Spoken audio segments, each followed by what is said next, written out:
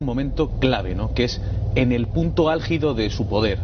Vienen como absolutos vencedores, arrasando con todo. Eso nos cuenta, por ejemplo, el padre Marc nos decía que les llamó muchísimo la atención. Para empezar, hay un dato fundamental, y es que allí el abad, que es la persona más importante de la comunidad, no quiere recibirle. El segundo abad tampoco. ¿Por qué no querían recibirle? Porque ellos habían oído ya cómo trataban los nazis a la Iglesia Católica, ¿no? Y no les era simpáticos, ¿no? Por decirlo de alguna manera. Pero además, pues bueno, tenían una cierta obligación de ser corteses, porque en Montserrat lo que sí que es verdad es que nunca se le ha negado a nadie la visita. Entonces pues pusieron a una persona que es un monje, el padre Ripoll, que además hablaba alemán, a recibir a este hombre, que además viene con todas las... Vamos, viene con todas las personalidades de la época, viene totalmente rodeado de ese perfume de victoria, y llega pues diciendo además, cogiendo palabras del padre Marc, tonterías. O sea, diciendo que allí había, por ejemplo, una momia en el museo egipcio que tiene, que aquel tenía que haber sido un ario porque era un hombre muy alto, por ejemplo, de este calibre, ¿no? Entonces, claro, los monjes, lógicamente, pues comentaron después de esta visita, pues esa manera inapropiada de comportarse de este gran hombre que pensaba que venía aquí y que se le iban a abrir todas las puertas. Por eso se fue muy enfadado, porque él quería que le mostraran los secretos verdaderos de Montserrat. Es muy curioso porque, como en otros temas, el asunto del Grial, que en el fondo nadie sabe exactamente a qué nos referimos cuando decimos Grial, porque hay diferentes teorías, diferentes posiciones, a veces encontradas.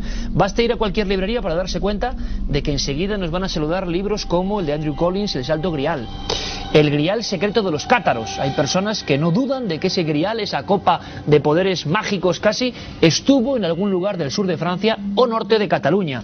Los hijos secretos del Grial, otro clásico que nos hablaba del linaje sagrado, interpretado como línea hereditaria que también guardaba un secreto. Y fíjense muy bien en este libro, porque esto es una pequeña gran joya. En la recreación maravillosa que nos llevaba ese tiempo en Montserrat, de nuestro compañero Fernando Ribes, han visto que aparecía junto al gran jerarca nazi otro hombre, Otto Rahn, un investigador nazi que dejó aparte un señuelo de muerte muy extraña que ahora vamos a intentar explicar, y que pasó su vida investigando sobre la tragedia del catarismo y el Grial. Su libro, su documentación importantísima, Cruzada contra el Grial.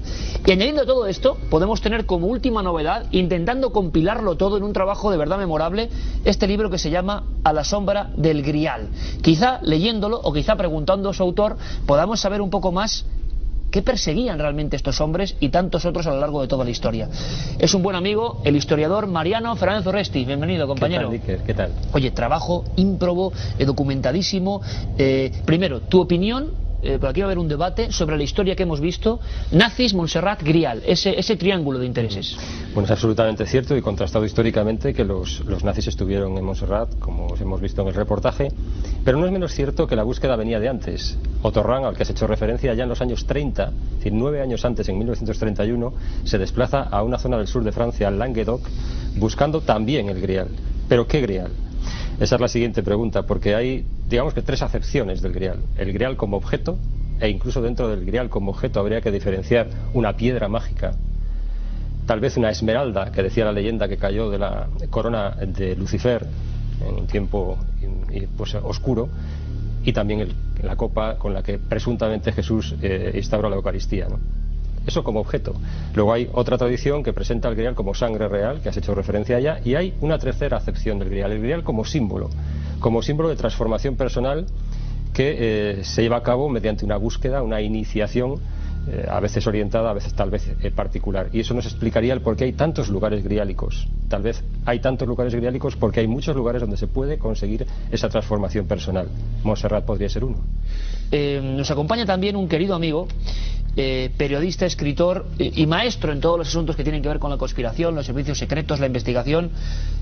Su último libro, de esos que dan un poco de miedo, El Polonio y otras maneras de matar. Nuestro compañero Eric Fratini, yo no sé si los nazis, en su búsqueda de arqueología sagrada y arqueología llena de poder, también utilizaban todo tipo de formas de quitarse enemigos. Lo que es cierto, Eric, buenas noches. Buenas noches, Iker. Es que España fue un lugar que, aunque quedó al margen de la Segunda Guerra Mundial en apariencia, los nazis hacían todo tipo de operaciones, ¿no? Sí, así es. Y además es muy curioso porque con el paso de los años, que han pasado muchas décadas desde la Segunda Guerra Mundial, es curioso ver como muchos casos que están documentados, muy documentados, por ejemplo, como es el paso de Himmler por España cuando fue a Montserrat, que está muy documentado por los historiadores, por ejemplo, el caso famoso del wolframio, ¿te acuerdas? Aquel famoso mineral que endurecía el acero que necesitaban el armamento alemán, por ejemplo, el caso de los lingotes de oro. Y eso lo buscaban en España, por ejemplo, esos materiales. Ese era su otro grial. Ese era su otro grial, por ejemplo. Es lo que te quería comentar, es que claro, muchos de esos temas que están muy documentados, incluso por el gobierno español, hay archivos en el Ministerio de Asuntos Exteriores que está todo eso documentado. Se trata realmente como una especie de como de leyenda, de si fue cierto o no fue cierto, realmente venían a buscar eso, y realmente Himmler aquí tuvo dos grandes embajadores que fueron dos militares de alto rango de las SS que estuvieron muchísimo tiempo, incluso se instalaron en España después de la Segunda Guerra Mundial, que ayudaron de cierta forma a servir como puente un poco entre los grandes misterios que pensaba Himmler que había en España, entre ellos el Santo Grial, y digamos que se convirtieron en una especie de embajadores de tantos misterios y tantas leyendas que hay sobre el paso de los nazis en España. Porque yo creo que sí que fue un escenario muy importante durante la Guerra Mundial, y después de la Guerra Mundial también fue muy importante.